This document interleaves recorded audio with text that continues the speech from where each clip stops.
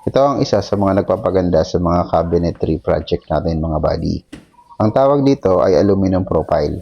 Ginagamit ito mga buddy sa mga lighting. Commonly sa mga TV console shelves, mga wardrobe cabinet, kitchen cabinet, ceiling, at iba pa mga buddy. Dito nilalagay ang strip light. Sa pagkabit nito, kailangan mong i-groove ang board. Sa mga project ko, ang size na ginagamit ko mga buddy ay yung 15 by 10 mm.